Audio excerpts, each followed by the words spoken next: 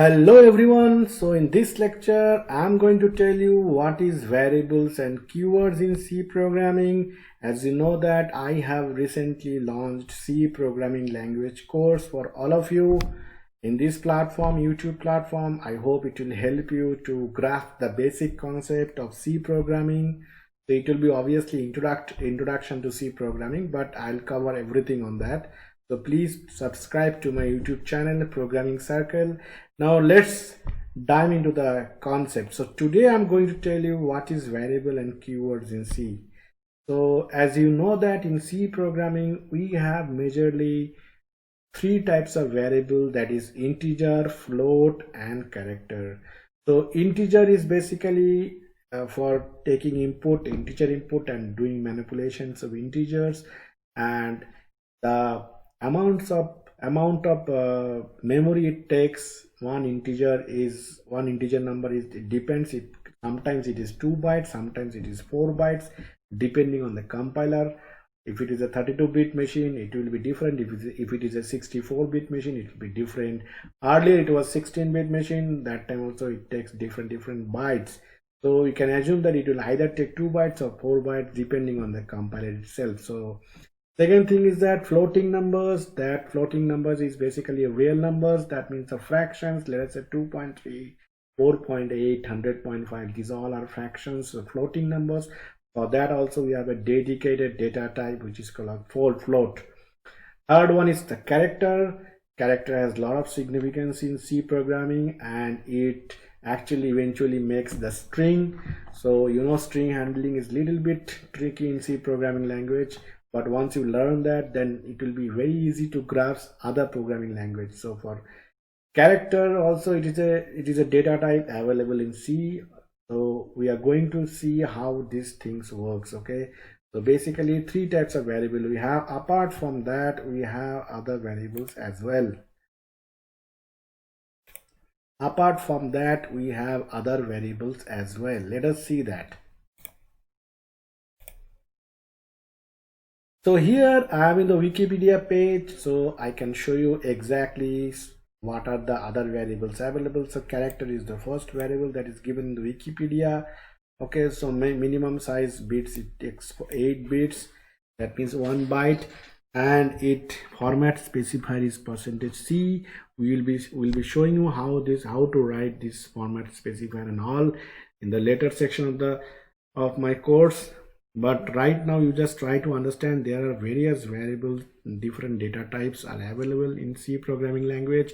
Character, signed character. Okay, signed character actually is within the range of containing at least -127 to +27 range. So, and then we have unsigned character, then you have short int, we have short, signed short, we have signed short int, unsigned short. So these are different integer data types. Then you have integer, then signed integer, unsigned integer, unsigned int, unsigned int, long int, signed long, signed long int, unsigned long int, long int, signed long int, and unsigned long int. And then we have floating numbers.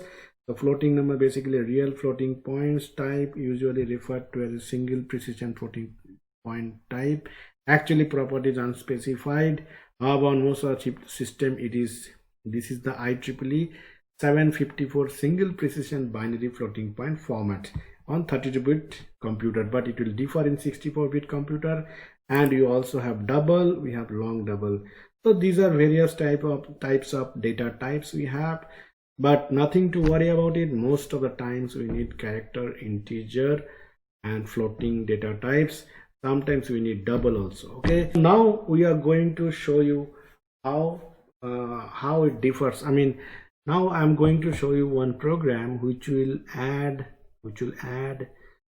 integer numbers, which will add floating numbers, and which will also show you the characters. Okay, so first let us see.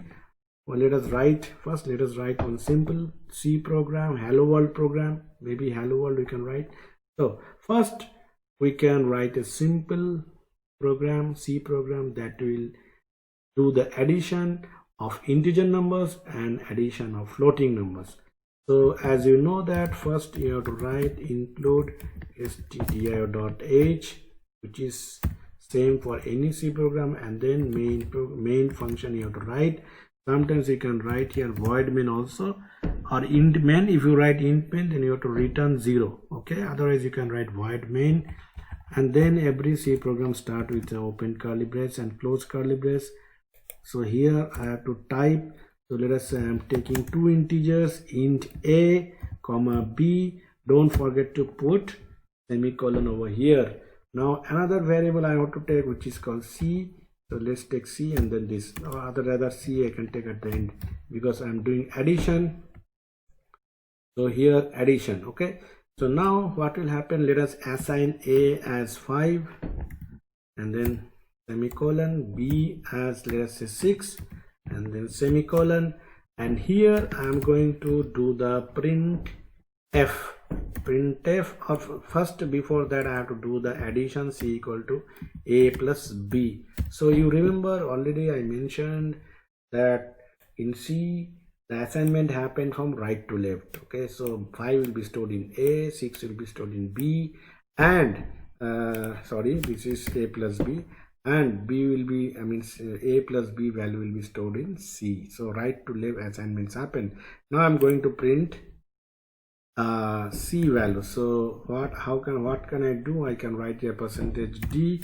So %d is a format specifier. This is for decimal number, integer number we have. So here directly I can print c. Okay, now this will definitely going to print c of integer types. So integer takes 2 to 4 bytes.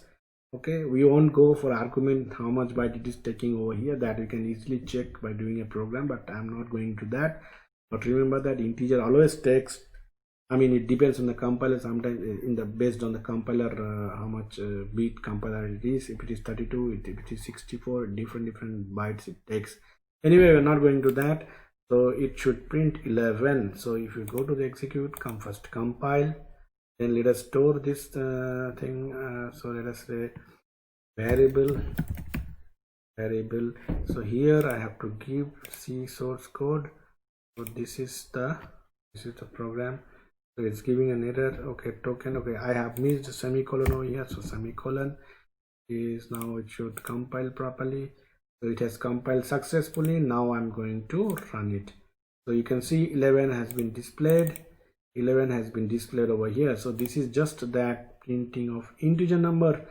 Now if you want, so this is for integer input. Now if I want that I should take float input, I can do it. If float float abc equal this, so let us take 5.5. here also let us say 5.5, and here it will be 11 plus 0.5, 12, and here it will change, it will be %f, not %d. %d is for integer, %f is for floating numbers. So here it is c. Now instead of integer we will be having float input. Okay, so let's run this one. Let's first compile it. So it has compiled successfully. Now next I'm going to run. So here you can see it has printed 12.00, which is the correct answer, because 5 plus 6 11 plus 0.5 will give us 1. So 11 plus 1 12. So total 12 it will print. Okay, students.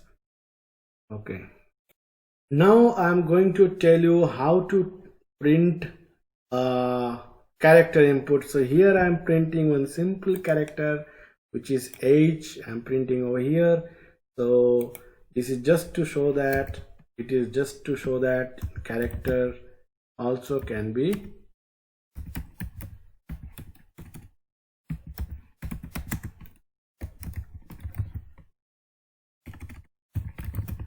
character. So this is just to show that character also can be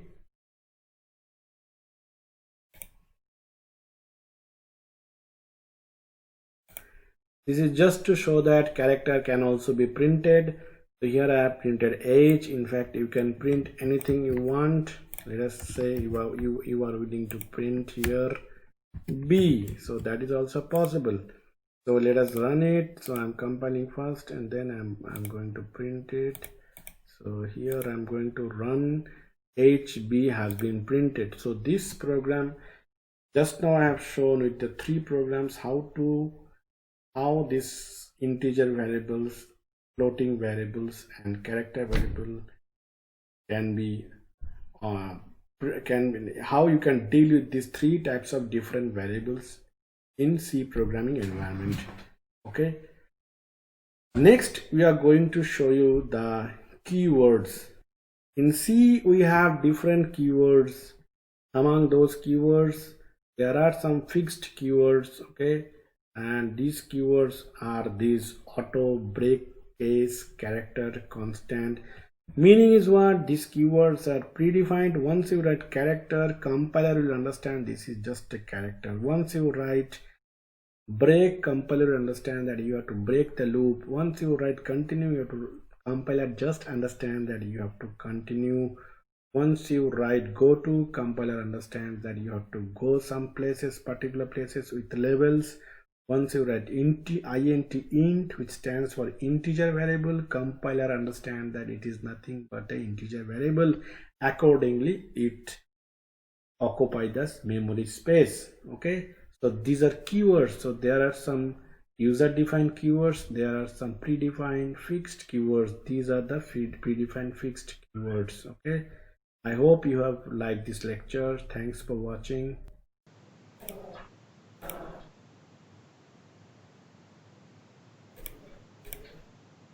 Yeah, it's coming. So void main and no need of returning anything. Okay, so it is okay. So students, you have seen how you can print the input. Okay, you can, whatever you have done, you can print it. Not a problem. Okay.